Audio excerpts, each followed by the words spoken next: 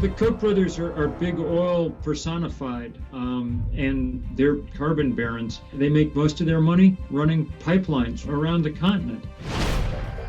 This proposed Keystone Pipeline is a 1,700-mile fuse to the biggest carbon bomb on the continent.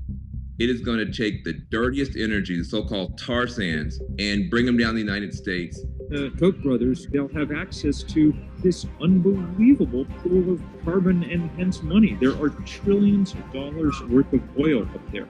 Any spill means that the dirtiest, nastiest fuel on Earth will be poured all over our country.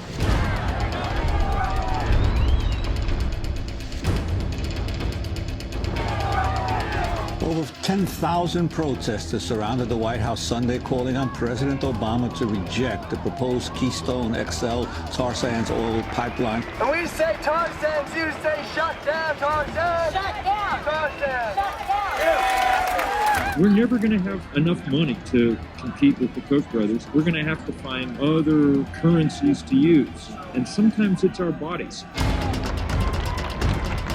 Over 2 weeks in Washington, 1,253 people got arrested. That was the largest civil disobedience action in about 30 years in this country. I myself was arrested on the first day of this protest and spent the next 3 days in Central Cell Block in D.C. We played the game as hard as we could, making it clear to President Obama that there were people all over the country really deeply concerned about this. And in the end, that was enough to outweigh the financial power of the Koch brothers and the rest of the oil industry. President Obama making an unexpected decision on the Keystone oil pipeline. The president announcing they were going to hold off on a final decision for at least a year. The Obama administration said today it is putting off a decision on whether to approve the Keystone pipeline. The Koch brothers will scrape the bottom of the barrel with the tar sands. That is the dirtiest fuel on the planet. There's no limit to the number of communities and families they will hurt to make their money off dirty energy.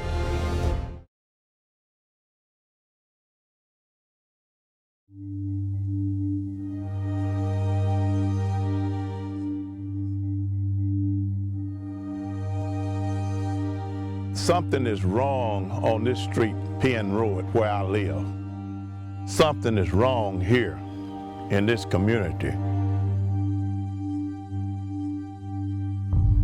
It's killing people, just like it killed my daughter. I live on Penn Road. People call me Mr. Bowie because I'm a minister. I pastored church for 22 years in this area. I'm a reserve deputy sheriff, and I'm a senior citizen. This house is Mr. Warfield Gibbs. His wife, Bobby Sue Gibbs, passed away with multi-cancers a few years ago. I have to do this 3 to 4 times a day. This house here belongs to Mr. George Parker and it's Miss Ollie Parker. Both of them was taken out by cancer. My husband died of lung cancer, and I am having breathing problems. Mr. Tom Perkins and his wife, they live here. Mr. Tom Perkins is deceased now. He had multi-cancers. We have 15 homes in this area, and maybe 11 people has died or more with cancer, and that's unreal. What's going on here is a crime. It's just a waste. My daughter Letitia died at 43. She grew up in the neighborhood. She had a husband, a devoted husband. She had children that she really and truly loved, and I think that she died too young. She was a non-smoker. She was not a drinker, and she got lung cancer. And you know, you'll wonder where did it come from? These people are sick, they're dying. This is inexcusable. That's murderous.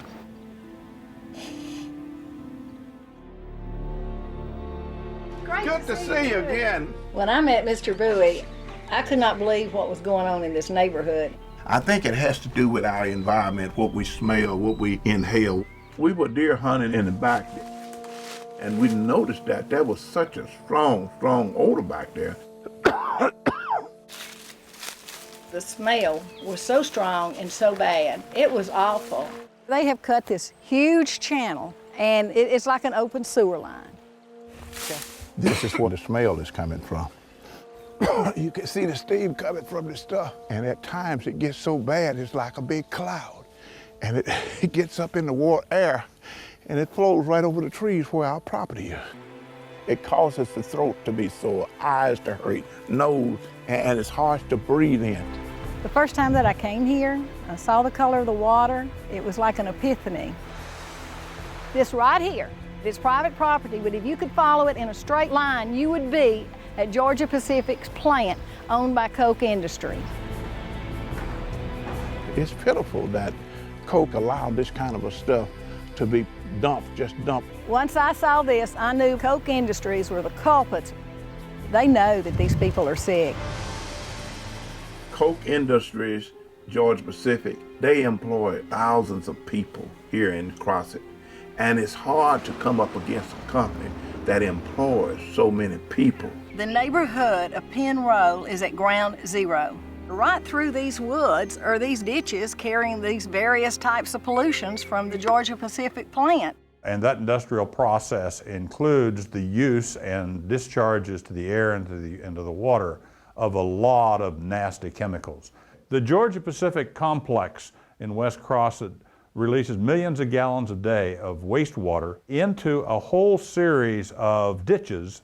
One might characterize these exposures as a ticking time bomb to the people's health that are breathing the air that's flowing from these open ditches.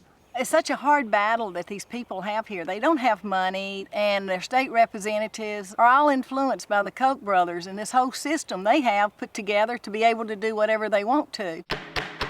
The Senate will come to order. Koch brothers' direct contributions has been an investment well worth it. It's certainly a lot less expensive than actually having to retrofit factories. The EPA will have doors locked and the lights turned off.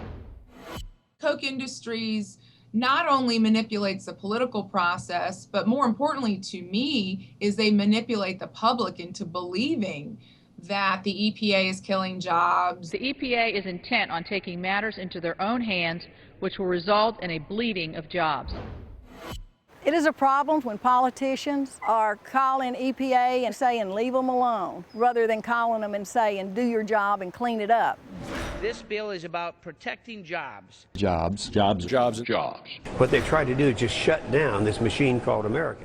Koch is using natural streams to transport waste, and this is not allowed by the Clean Water Act. And they can do it because EPA lets them do it.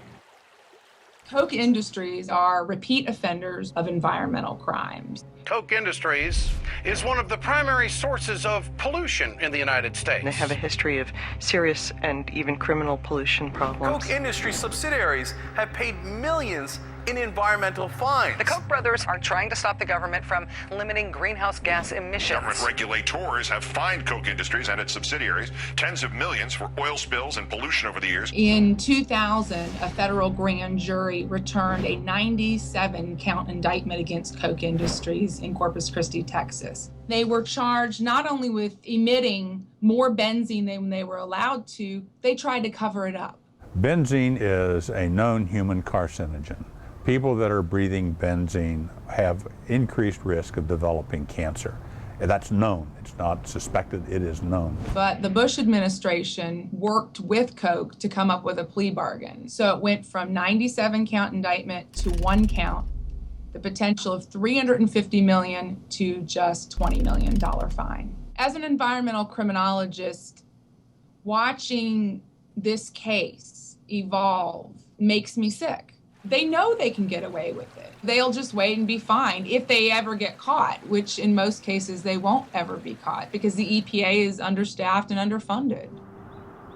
The Koch brothers care more for the income than they do their neighbors, and people are constantly dying. It's just called cheap and not caring about people or rivers or the environment or anyone but their bottom line. David Koch, he can stop this, just as he donates millions of dollars to try to find a cure for cancer.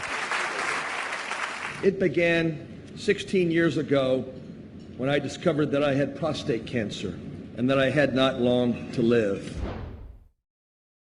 What kind of man is David if he has cancer and put all his money into research and and then he dumped them in our backyard. Today, my cancer is very much under control, and my doctor advises me that I have many more years to live. He was able to buy good medicine, to see the best doctors.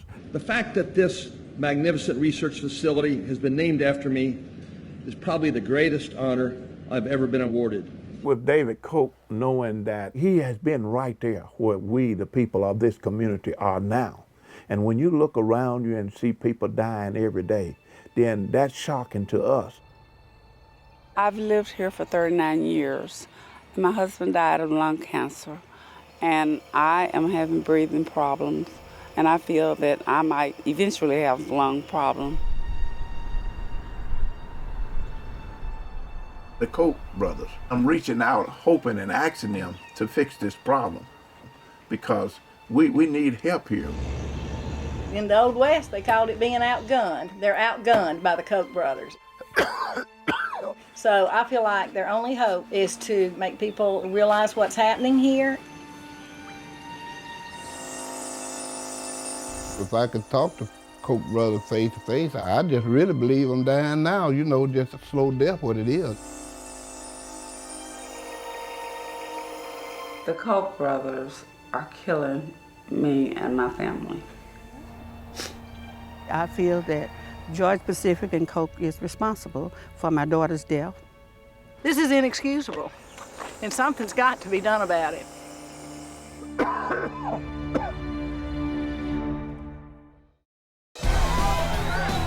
Once we expose the wealthy and powerful individuals that seek to game our political system, that's where citizens get to step into the process. We get to say no more.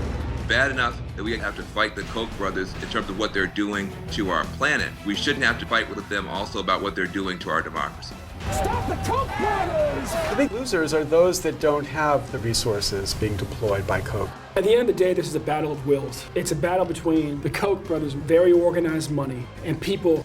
We can change our politics. It won't be easy. It wasn't easy to take on the robber barons 100 years ago. Once we expose Koch brothers, that unlocks the door. People can beat money, but only if we decide to link up and to organize. Money in our political process produces undue influence, absolutely. We're not going to be bought and paid for by the Koch brothers.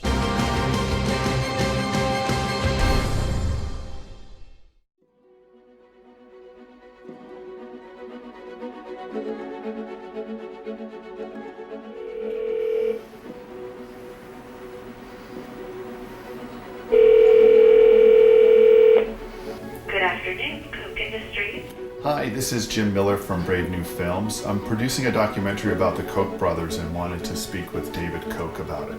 Koch Industries, how may I direct your call? Hi there, my name is Jordan. I'm calling from Brave New Films. We're working on a documentary about the Koch brothers. May I speak to David Koch, please? Okay, do you think you could hold on for just a moment? Certainly. Thanks. I wanted to see if I could talk to Charles Koch today to get a response about some of the issues we raised.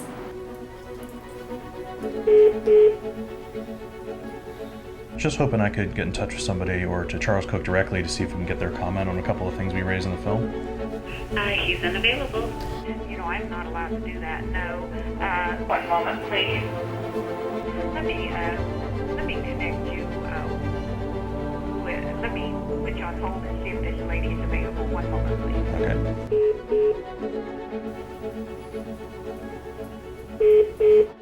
He doesn't do voicemail. I could take a message. Sure. I just wanted to ask some questions. Okay. Oh, are you the person I should speak to? No, and the person you need to speak with is not available. Mr. Koch's office. Hi, this is Jim Miller from Brave New Films. I'm producing a documentary about the Koch brothers and wanted to speak with Mr. David Koch about some of the questions that we have. He's not available. Can I leave a message? Sure. Well, could I ask you to send an email with all the information and your inquiry to info@koch.com? I'm sure I'd be happy to do that. I'd also be really happy with a voicemail. We'll start with an email.